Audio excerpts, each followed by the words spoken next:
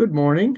Uh, I'd like to welcome all of you to this webinar on the significance of the recently completed Republican South Carolina primary.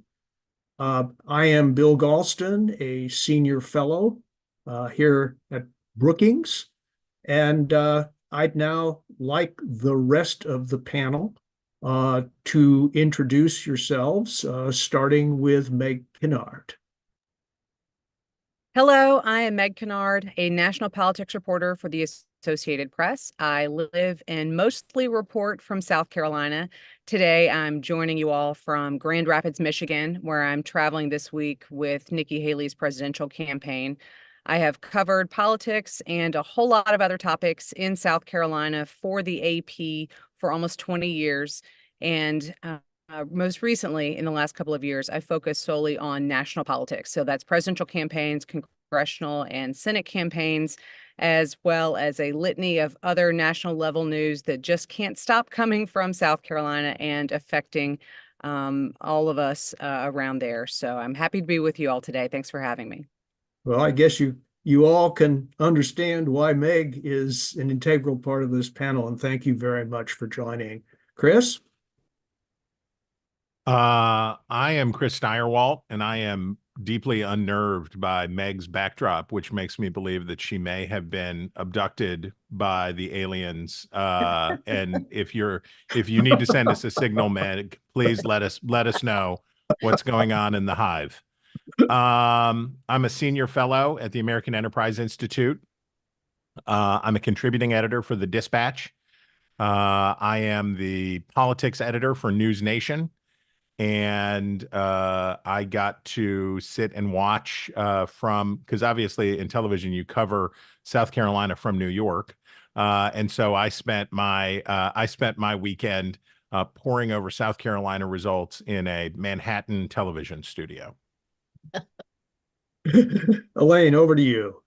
Hello, I'm Elaine K. Mark. I'm Bill Galston's colleague here at Brookings. I've been a member of the Democratic National Committee for more than a century, more than half a century. Century would be a bit much, more than a quarter of a century. And I study American politics, and I have a book called Primary Politics, Everything You Need to Know About How America Nominates Its Presidential Candidates. So when I get a little wonky later on in the show, you'll know why. I've also been in a couple presidential campaigns myself, and this is my favorite time of the year. And if anybody else has a book to hawk, please don't be shy. Yeah. I'd like to mention and lament the absence of the person who was going to be our fourth panelist. I'm just a humble moderator, namely Matthew Moore, the former chair of the South Carolina Republican Party, whose grasp of the ins and outs of Republican Party politics in South Carolina, I am reliably informed, is second to none. He was felled with something that sounds a lot like a bad flu. We're really sorry not to have him. I'm particularly sorry not to have him here because he was going to give us, as the opener for the panel, a brief history of the South Carolina Republican Party primary, which has been storied for decades. And so I scrambled to put together a potted history that Meg and Chris can correct. But I would put it for short this way. The first three big events in the Republican primary season are Iowa, New Hampshire, and South Carolina. And I would compare and contrast these three as follows. The Republican winner of the Iowa caucuses rarely goes on to win the nomination.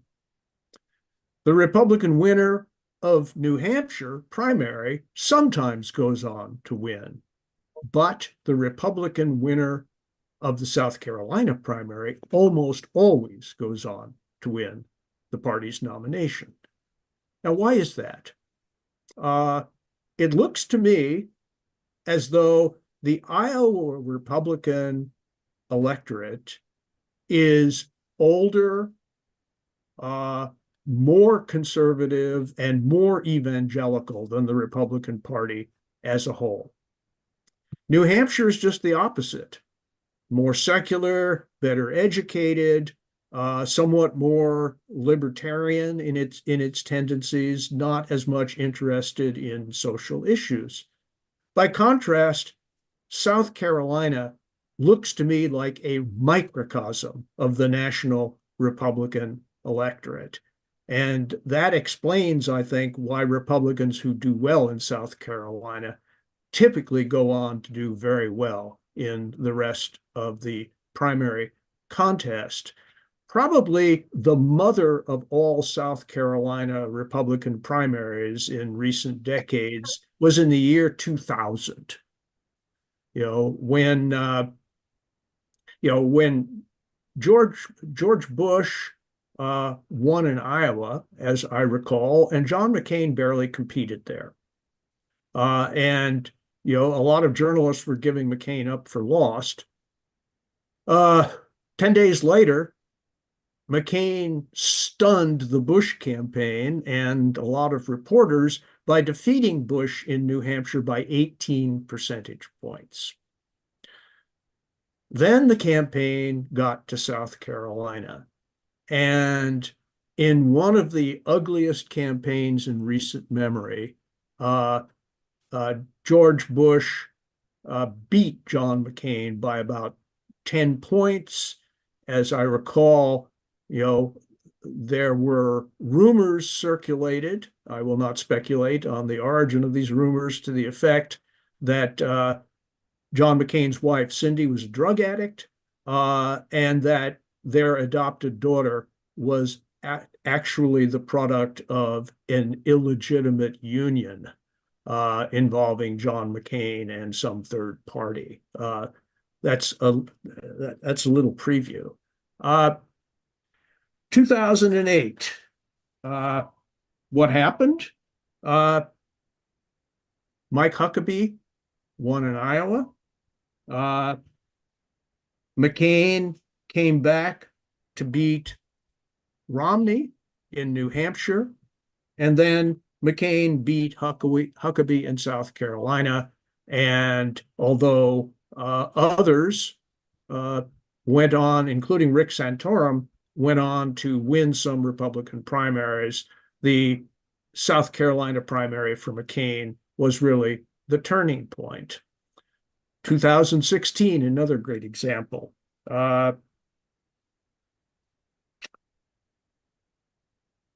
Well, perhaps I've gone on long enough, but you get the picture.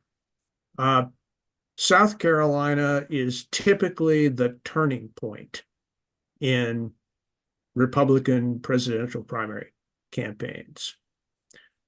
Which brings me to the panel. And to get us started, Meg, not only have you been in South Carolina for 20 years, but you've been reporting on the ground, all during the recent South Carolina Republican primary.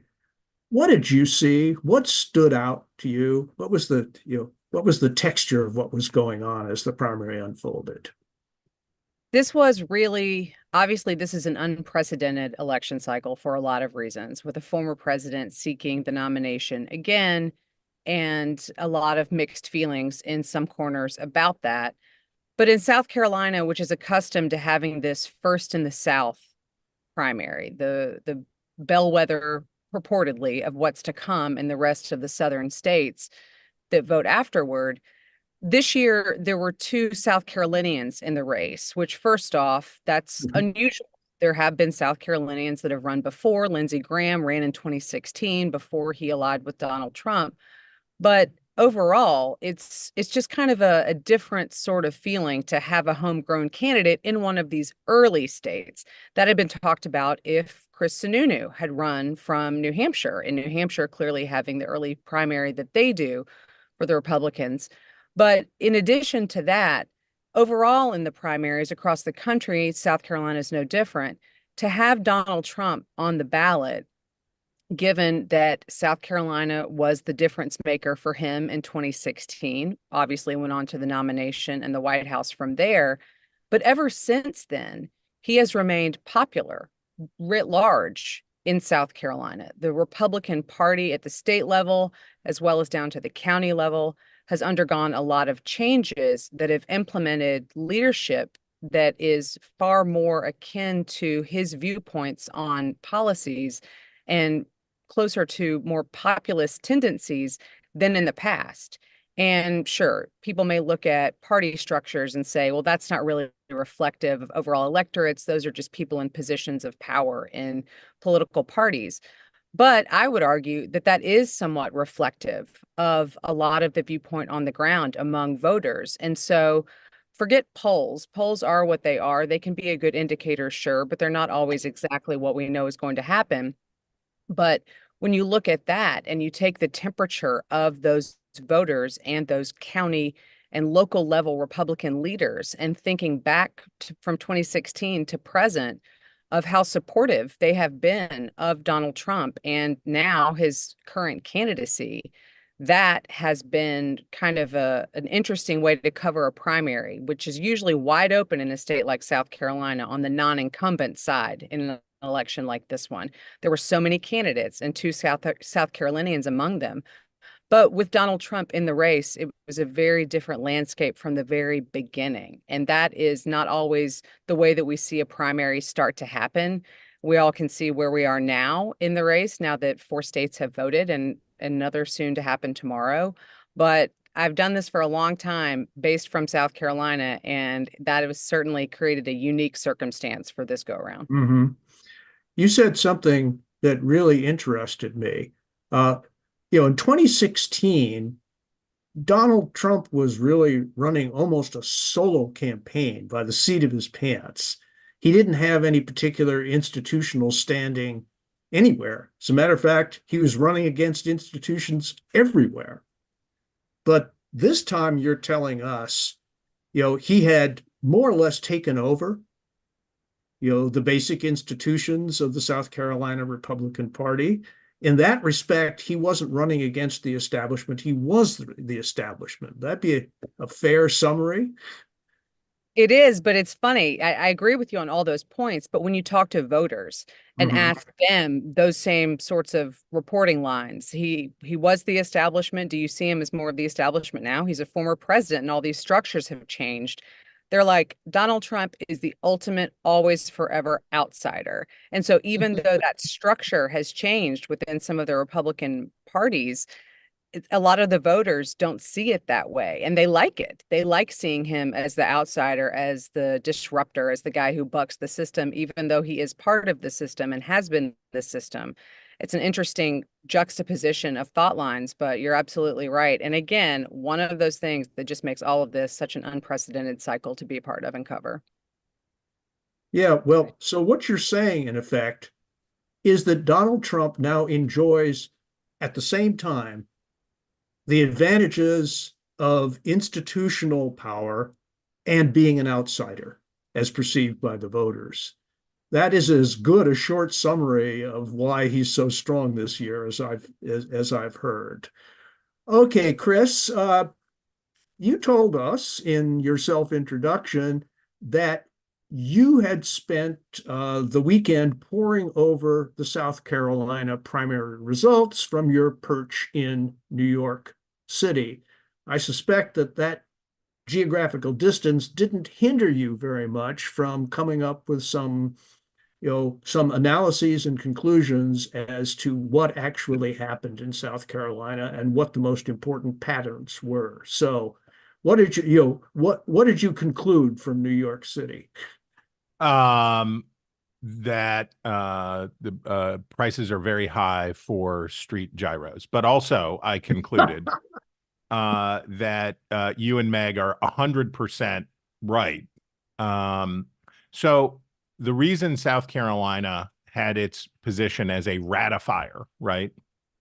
So what South Carolina did in previous competitive Republican contests in the late 20th century and the first part of the 21st century was to ratify the establishment, right? So you could count on and we can go back to why am I drawing a blank on one of the most famous Republican political strategists of all time, the guitar playing Lee Atwater. Lee Atwater. So we can go back to Lee Atwater. We could go. We all know the story about what South Carolina came to be was, okay, you weirdos in Iowa and New Hampshire can have your fun. You can do whatever. But when you come down to South Carolina, the establishment's going to win. We're going to deliver a win because while South Carolina is very conservative and includes, as the home of Fort Sumter, includes a hot streak of anti-establishmentarianism in South Carolina. South Carolina has had a very strong political establishment in the Republican Party for a long time. And best embodied in McMaster, the governor, who picked Trump, said, we will deliver South Carolina for Trump. And he did. And I think what is the way I look at Trump is if he roughly gets his share of the vote from 2016 in the first three contests, he gets roughly his share of the vote from 2016 plus Ted Cruz's. And that's plenty because the Cruz kind of voters, and this is just conjecture on my part, but I think of the Cruz or DeSantis curious voter as a mainstream normal kind of person who would like to work within the system. They are part of the broader establishment. And when we look around the country, we see a lot of people like Greg Abbott in Texas or others, and certainly McMaster in South Carolina, who are recognizable political establishment figures of any age, of any time, but have embraced a sort of permanent rebellion attitude about their politics. They have couched their establishment in the language of constant revolution. And so those folks, Trump has consolidated his populist culture war, downscale outsider voter with the fake rebellion establishment, right? The permanent rebellion establishment has fused with the My Pillow enthusiasts. And when you put them together, that's a very powerful coalition. I was not surprised, but I took note of the intensity of the turnout. Exit polling done for News Nation by our partners at Decision Desk HQ suggested that about 10% of the electorate was self-described liberal. Some of those people are self-described liberal Republicans, but we know that's like 2%. That's going to be a very small number of people. So there was a significant number. When you look at the turnout in the 1st Congressional District and you look at the turnout in Charleston, obviously a bunch of Democrats did show up to participate. More interesting for me, though, is Greenville County. On the other side, I refer to, as a West Virginian, my term is the hillbilly firewall, which is that when you get north and east in the South, or south and west from the Midwest, you get to my people in Appalachia. And when you get up into that space, you get to see a lot about where the attitude of the Republican Party is. Trump in Greenville, which was the largest county this time, which speaks to the astonishing population growth that the Greenville-Spartanburg metro area has seen in the past decade, continues to be one of the fastest growing counties in the country. And they're prosperous and they're increasingly better educated. And Greenville County looks more and more like the rest of the country, increasingly. And Trump did 57% in Greenville County. And I think that's probably about where Trump is nationally, right? I think that's probably a pretty good, if you were to say, how is Donald Trump doing with Republicans nationally? That's probably about right. What I'm interested in seeing and what comes next is, and we'll get to know a lot about this in Michigan, how deep is the divide, right?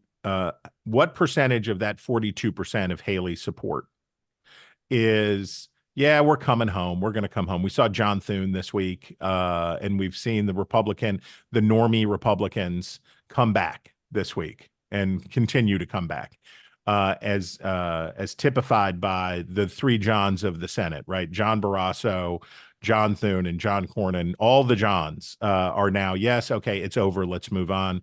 Rona Romney McDaniel leaving. So it seems like the shift is coming. So the question for Republicans is going to be, what percent of that 42% is gone for good in November and they ain't coming home no matter what? And what percentage of them will say he's still better than Biden, and we'll hang. Yep.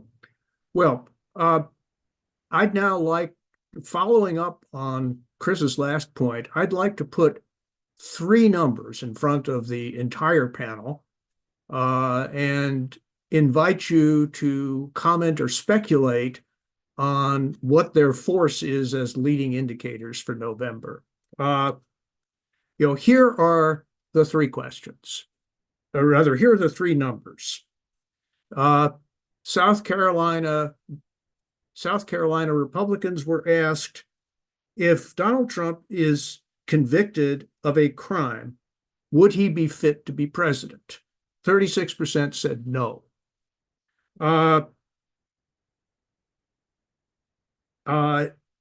Second number, if Donald Trump is the nominee in November, will or won't you back him in November? 16% said that they wouldn't. And then there was a Fox poll that said that you found that 59% of Haley voters said that they wouldn't back Trump in November. So what do those numbers mean? Do they mean what they seem to mean? Or are substantial numbers of the people who are now saying hell no, in fact, going to return to the fold in November? Because this could be, the fate of the Haley insurgent vote could easily determine the outcome of the general election in November. So these are significant numbers if they're significant. I mean, if anybody's got a crystal ball, I'm happy for them to go ahead and bring it out so we can just go ahead and know. It would be great to be able to forecast forward and know what these voters are really going to do. I will say, on the ground in South Carolina, I talked to a heck of a lot of people who fell into both categories of Haley supporters who said, you know what, if it's not her, then I'm going to stay home, or I'm maybe going to vote for Joe Biden. I mean, the whole thing that we've heard about these Democrats who crossed over in South Carolina's open primary and did cast ballots in the Republican primary, even though they would consider themselves Democratic voters. I met a lot of them. Not enough, clearly, to push her over Donald Trump in terms of a finished number, but there were plenty of them out there on the trail. And all of them told me that they would be supporting Joe Biden in November, regardless, even if it were a Haley Biden general election. So there's that, but that's anecdotal. And there weren't enough of them, I think, clearly to move the needle. But then I also talked to a lot of supporters who indicated, I'm a Republican. And many of them told me they had supported Donald Trump in his first campaign, maybe not his second campaign. And at this point in his third campaign, they weren't. But if he is the party's nominee, they seem to indicate that they would be coming back to vote for the Republican candidate in the general election.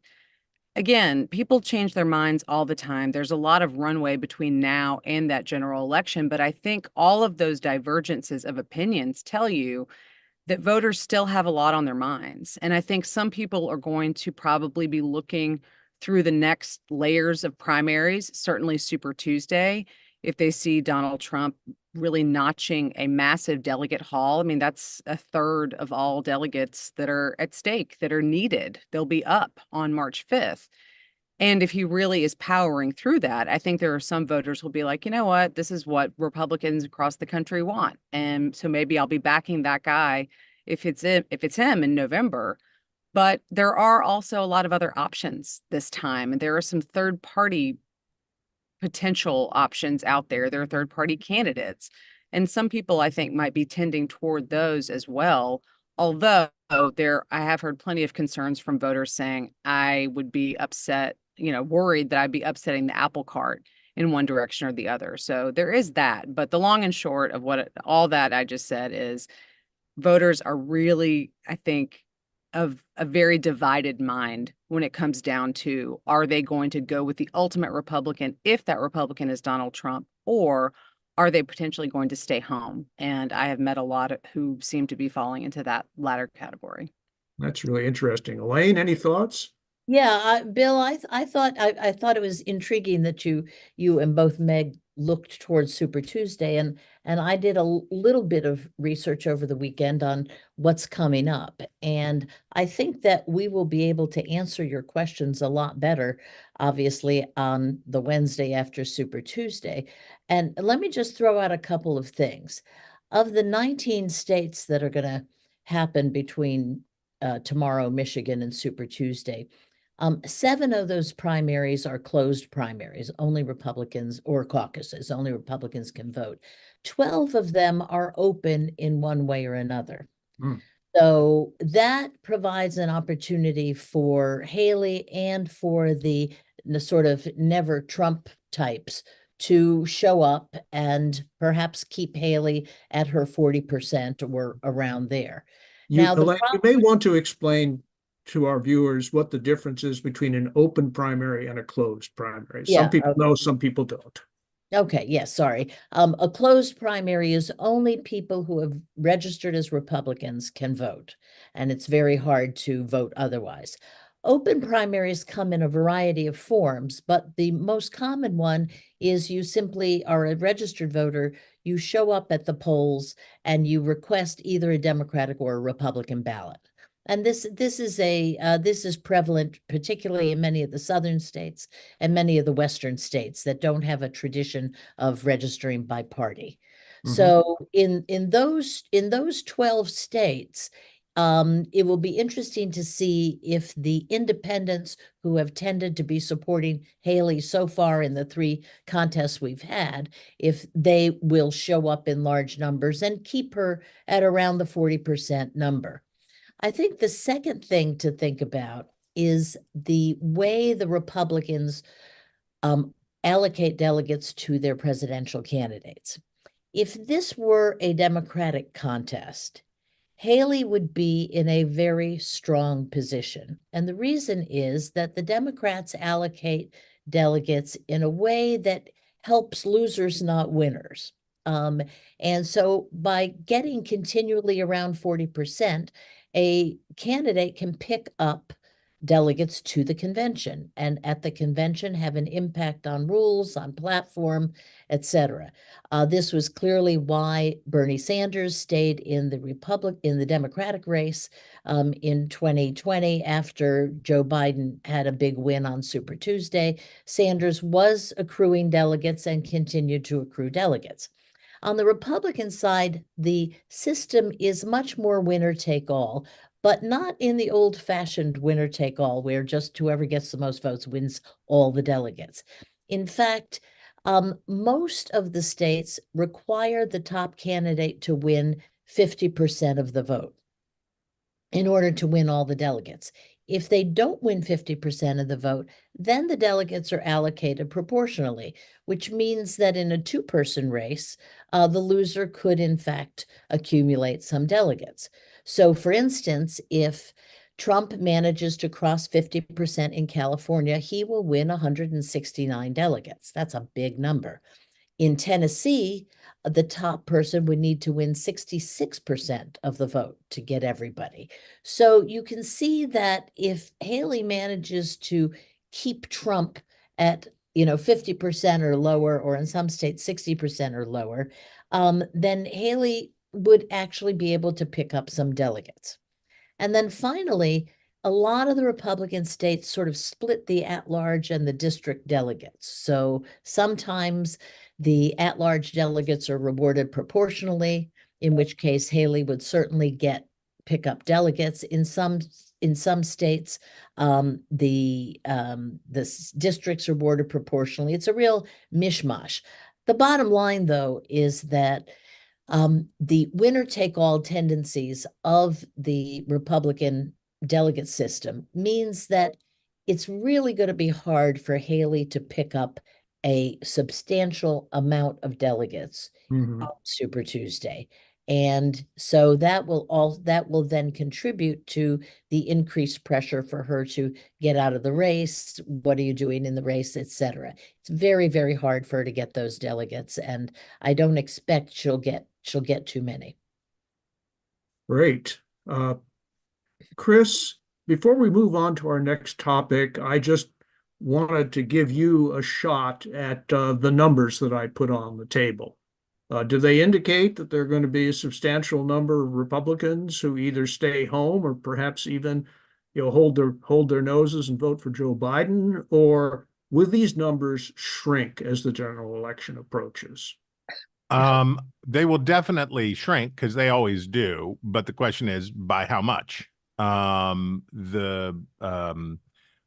of the problems that Republicans have is that because they are not experiencing an open primary, it isn't really an open primary. Trump is basically an incumbent. Many of his supporters believe he really is, but it has all of the Donald Trump is the most recent Republican nominee for president. And so it is more of a retention election than it is. It has turned out to be much less of an open contest and much more of a retention election. Now, as a incumbent, let's put it this way. If 42% of South Carolinians had voted against Joe Biden, we would say, whoa, this guy is hit under the waterline, right? This is a Pat Buchanan, Ted Kennedy situation. We have a serious problem for a badly damaged incumbent with a divided party. That is true of Trump, right? Looked at that way, then Trump is an extraordinarily weak incumbent, even weaker than Joe Biden. On the other hand, we don't know the social psychology of people who vote again. Let me put it this way. It depends on what you think turnout is going to look like, right? We saw extraordinary turnout in the post-2016 era. We saw midterm election with the turnout equal to many presidential contests, where half of the electorate was coming out for boring old midterms. We saw some of the heat come off of that in 2022. We have not seen that on the Republican side so far, right? The Iowa thing was a fluke, but in the first two Republican contests, we've seen really high turnout, right? Really high turnout. That probably ceases to be a useful input because to Elaine's point, who's going, how many people are really going to say, I can't wait to go vote to try to keep Trump at 49% statewide so that we can steal 4 delegates in one congressional district. That's a tough, and there's a related point to this. The insurgency in the Republican Party going back to time immemorial were nationalistic, paleo-conservative culture warriors like Pat Buchanan, Rick Santorum, Mike Huckabee. We can think of a lot, and their success in the party was only came when they could fuse with a traditional, what we used to call a Western conservative, a Reagan or a Goldwater, and they could fuse their movements with another force in the party.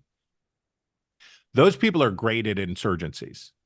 Pat Buchanan was able to help tank George H.W. Bush's re-election campaign in 1992 because he and his people said, we know we're not going to win, but we're going to make it hurt. And I'm going to get a speaking slot at the convention and talk about the Battle of Armageddon rather than Kumbaya. I don't believe that Nikki Haley's supporters, who are there because they're normal, right? They're there because they're mainstream, and they may be moderate or they may be traditional conservatives, but they're basically mainstream. I don't think they make very good insurgents. And we saw also in exit polls in our own and in others, the number of people voting for Nikki Haley, not very high, right? Something, I forget what it was, is 40% of her supporters or something said, yes, I'm voting for Nikki Haley. The supermajority of her supporters said, I'm voting against Donald Trump. That bodes ill for Trump in the general election. As we've alluded to, as you all more sagacious people alluded to, we will have a different looking ballot. Will RFK convince the libertarians to join forces? What is no labels going to do? We don't know. But I would certainly say, I'll shut up by saying this. It will be very, very hard for Donald Trump to replicate his performance in 2016. And it will be very, very hard for Joe Biden to replicate his performance in 2020.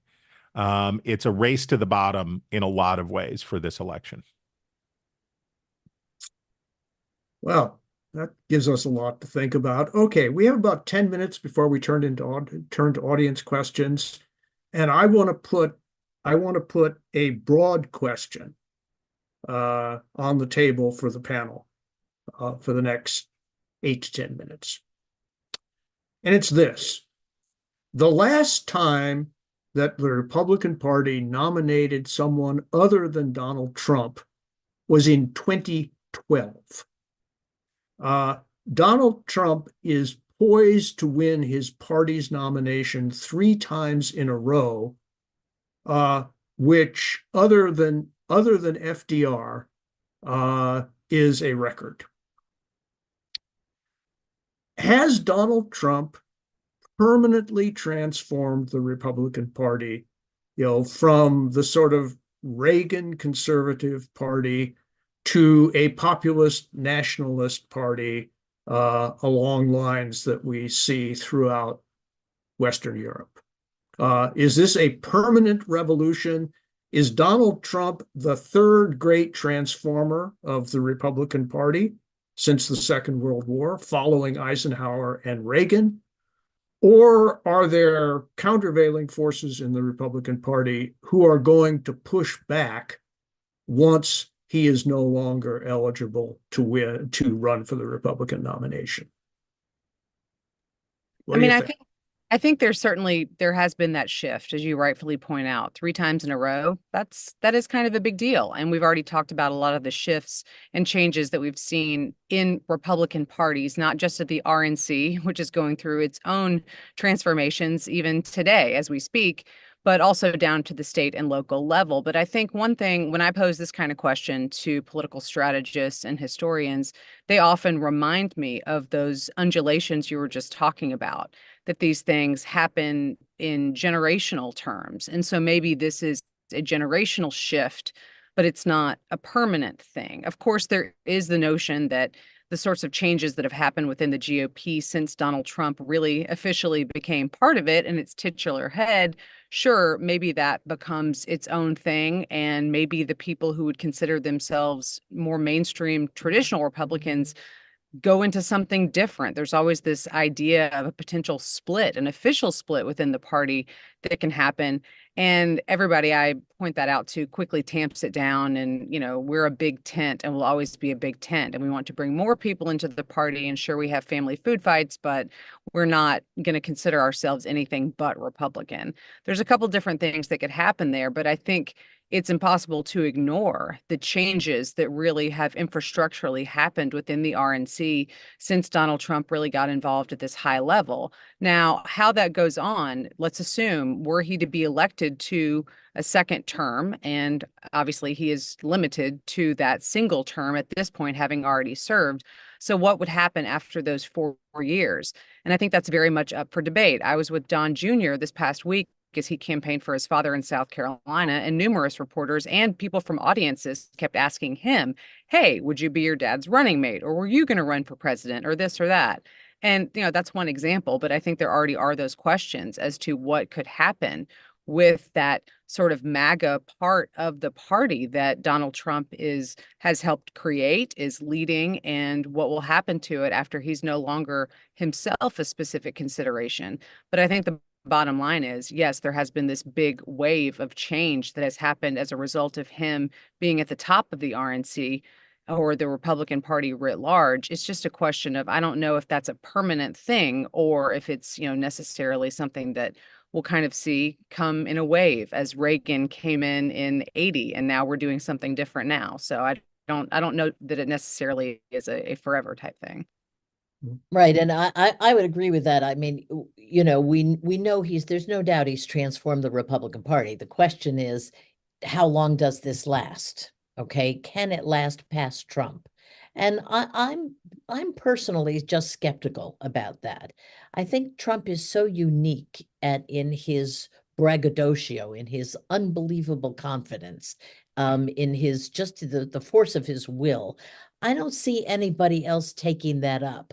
I certainly see people, a next generation of Republicans being concerned about immigration at the border, being traditionally concerned about low taxes and regulation and things like that. But I don't see somebody filling that unique spot that Trump did. I also think that the Republican Party is going through a lot.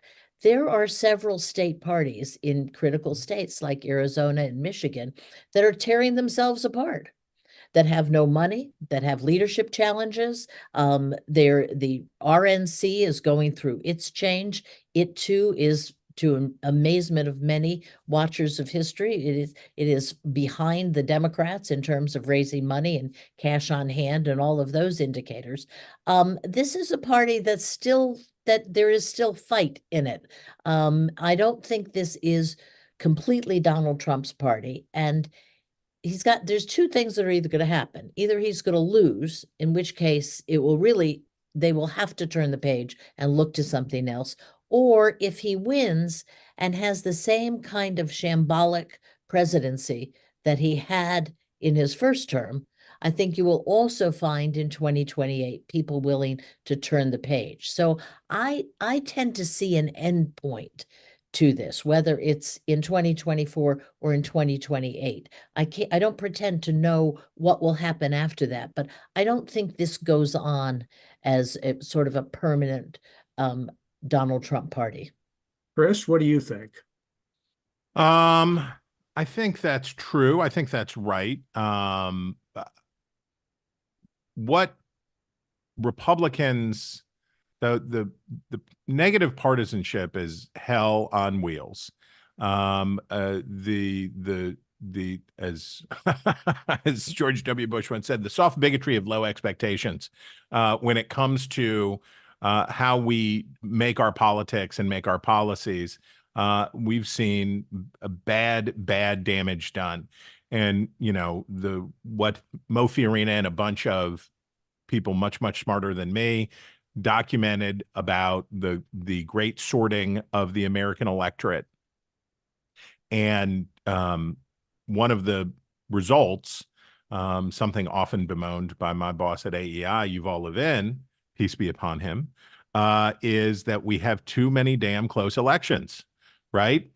We keep having these fights right around the 40 and 5-yard line. We just keep coming back to this same place.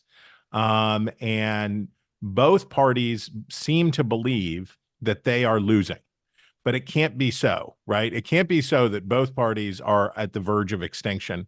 But the sort of cataclysmic eschatological worldview that seems to be, and by the way, deeply down on America. Both of these parties seem really pessimistic about what the future of the country is going to look like. It's some very sour business.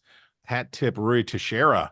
It's this is a problem, no doubt. I think the leadership of the Republican Party has been followership in much more significant ways than in the Democratic Party.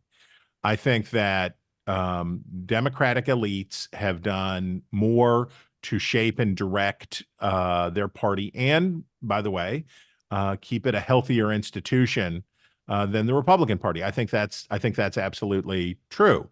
But how much of that is fear of Trump, right? Trump has been a great motivator for Republican turnout with downscale voters that they previously struggled with, but he's been an astonishing turnout machine for Democrats and an astonishing force for unity. I note that on Thursday, both President Biden and former President Trump will go to the U.S.-Mexico border.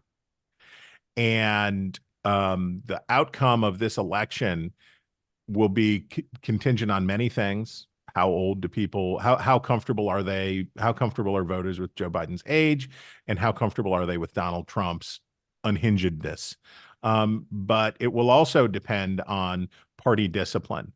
And if Joe Biden is able to keep his coalition united, and that he can get some leeway on especially the border and immigration, that he can take a tougher line, because it's just as the Tom Suozzi vote in Long Island demonstrated, Democrats cannot let this issue go untouched. They have to engage on this issue. That's where persuadable vote, that if they want to reach persuadable suburban voters, that's where they have to go. So I guess I would say it's a Mickey Mouse balloon. You squeeze one ear, the other ear gets bigger. How much Donald Trump's control over the Republican Party is will in part depend on how much flexibility Joe Biden has to steal issues and move to the middle in the general. Well, I will break the fourth wall, step out of my role as moderator for just a minute to make 2 points.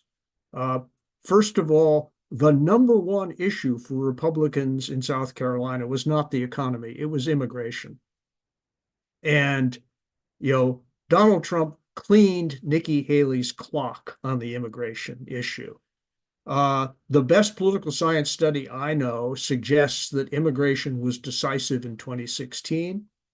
And if public opinion about the economy continues to improve gradually, I would not be a bit surprised to see immigration emerge as the number one issue in 2024. And so, especially what Joe Biden does in the next few weeks leading up to the State of the Union on this issue is going to tell us a lot about the shape of the general election contest. And I think we already know a lot about the shape of that contest.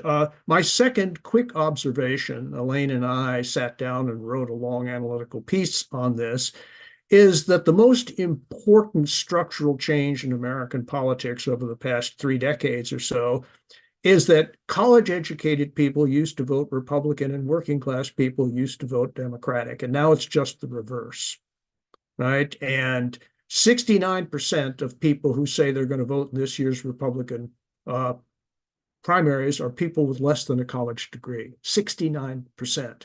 That's a structural change. I'm not convinced that though that longstanding trend, towards a reversal in the basic structure of the electorate is going to reverse itself anytime soon. So it may not be post-Trump, it may not be Trump's party anymore, but I think it will be much more of a working class party and much less of a college-educated party than was the case when Ronald Reagan ran. We're now going to turn to audience questions. Let me remind you that you can send your questions to events@brookings.edu or via X, the site formerly known as Twitter, at BrookingsGov with the hashtag South Carolina primary, no spaces. Okay, let me turn to the first audience question, and that is, do you think Nikki Haley will stay into the end? Because if Donald Trump is convicted of a crime between now and the Republican convention, that she wants to be available as the alternative. There are a lot of her supporters who definitely want her to. I think Nikki Haley is staying in this campaign as long as she has the funding to sustain it. Campaigns don't end because candidates quit. Campaigns end because they can't fund them anymore. And she has, we've seen this week, lost funding from AFP Action. They're pulling away from presidential toward more US House and Senate. But really, they're seeing the wins notching up in Donald Trump's column and deciding that she's no longer a place where they want to put their money. Nikki Haley is still bringing grassroots dollars, though. In the 24 hours after she lost South Carolina, she pulled in $1 million from small dollar donors. And she's continued to fundraise and meet with larger dollar donors. So I think that she is sticking in it. So, for all the things she says from the stump, I want to make sure that that voters in these later states have an option, that we don't coronate Donald Trump. I mean, all those things. But I think that honestly, at this point, she does want to be able to say at the end of the day, I was here to do all the things I could to give everybody an option, but also to try to keep this man from being our party's nominee again. And so that will help her make that argument for her own candidacy, should she pursue one in the future, if it's not her this time. I did everything I could. Nikki Haley, wanted to really just go all the extra miles. But it is a money question for her. And so I think that these next couple of weeks, as she goes across Super Tuesday, as those delegates probably don't end up lining up for her, if she is still somehow appealing to people who want her to keep going, I think we are going to see some of that. But I'm not wishing for a contested convention or something that's going to be happening in that regard. But it does keep getting mentioned to me as something that, of course, is possible if the GOP isn't going to really be unifying officially around Donald Trump, even though he is winning so far every primary and caucus. Speak for yourself. I am absolutely rooting for an open convention in both parties. Hey, I'll be at both of them, so I'll have to deal with that. I will too, and I my vote always is for maximum fascination, maximum interest.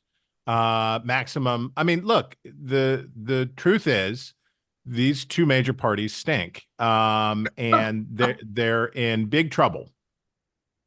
And it's the I guess I'll put it this way. The possibility that these two people, Trump and Biden, will not be their party's nominees is low, but it's not zero. Right. It's non-zero. I think I saw in the Ezra Klein piece about having an open convention for Democrats, an argument that works, right? Which is Joe Biden is fully capable of serving as president, but he's too old to run for president. And they're two different things. And we should thank Joe Biden for being good at being president, but we should move on.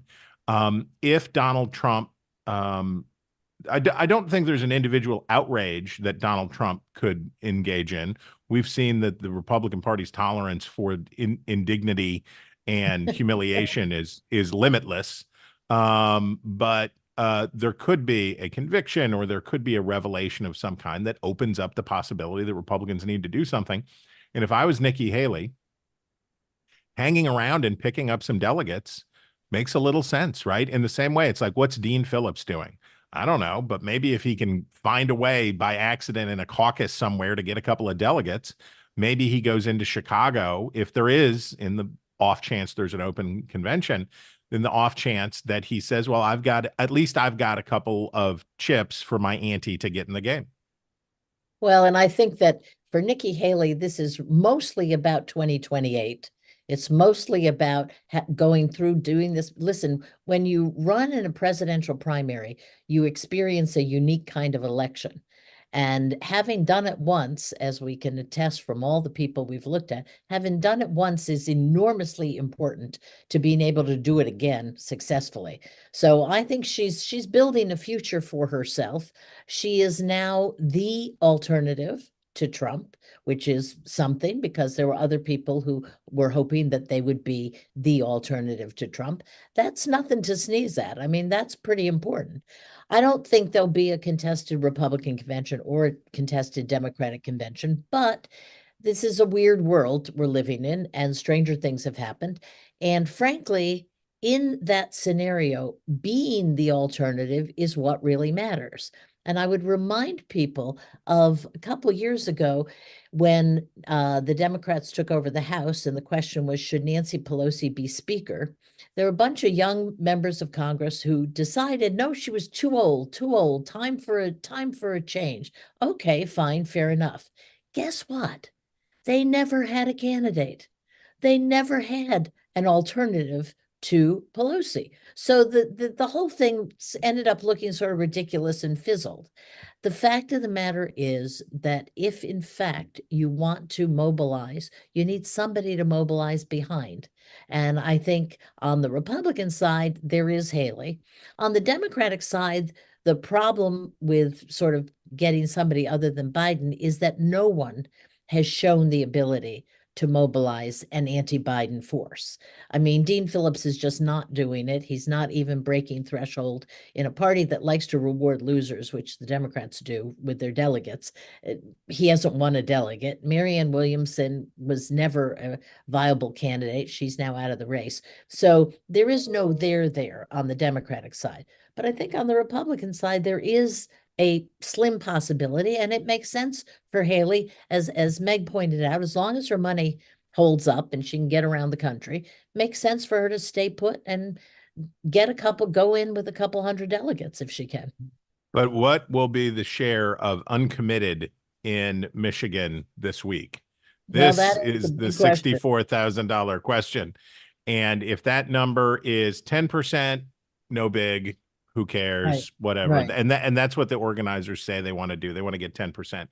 If they can push Biden to 60%, which I don't think they can do. Right. But if they could push their share up to closer to 20, if they manage to pull off that massive rebellion, it would change the discussion. So that's what I will be sitting on the edge of my seat for on Tuesday night. And the magic number there is actually 15%, because in the Democratic race, you need 15% to get a delegate, you see. So getting under 15% is going to leave them with absolutely nothing.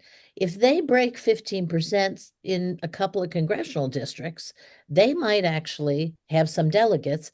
And I think the worrisome thing for the Biden people is not exactly how many delegates they might get out of Michigan, but how many people down the road, how many voters who are Democrats, who want to see a Democrat, to say, oh, wow, look at that uncommitted line on the ballot. Yep. We can do that. And then you are moving towards the possibility of an open convention. I'm definitely stealing your analysis. I want you to know. I might even credit you. It's so good. I might even credit you. Let me just intervene at this point. We have about 2 minutes to go.